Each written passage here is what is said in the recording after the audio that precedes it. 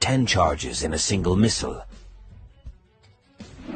Upon detonation, a fireball as hot as the sun rapidly expands, reaching a radius of 950 meters.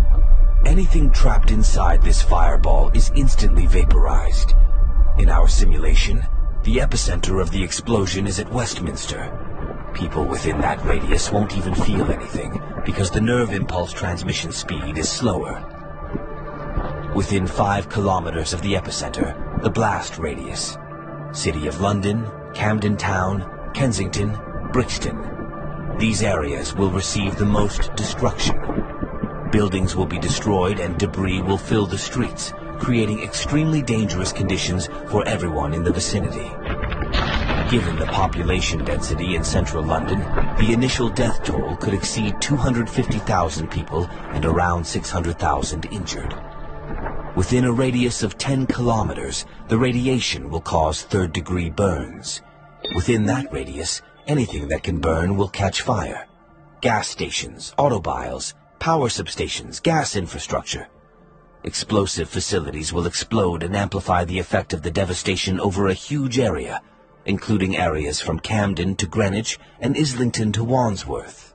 According to various estimates, a further 450,000 people will die from burns, debris injuries, or radiation sickness, and over 1 million will be traumatized. Many of these injuries could prove fatal over the next days and weeks. Radiation sickness in particular will take lives days and weeks later. In time, about 100,000 more will be added to the death toll. Within an 18-kilometer radius of the blast, the shock wave will be enough to shatter windows, causing additional casualties to people who come to the windows when they see the nuclear blast. The shock wave will reach Hounslow, Edgware, and Enfield. Depending on the wind, the fallout could spread well beyond the immediate blast zone, potentially affecting areas up to 5 to 10 kilometers away, causing damage even in regions such as Essex or Surrey.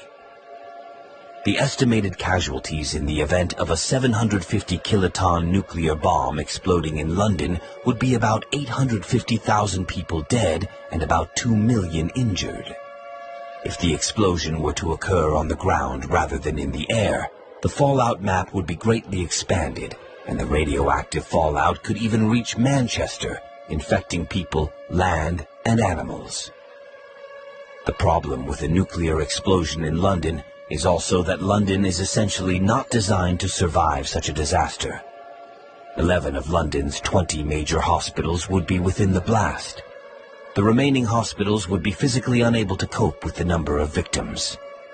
Many people are still alive under the rubble of the buildings, suffering burns, but no one will be able to help them.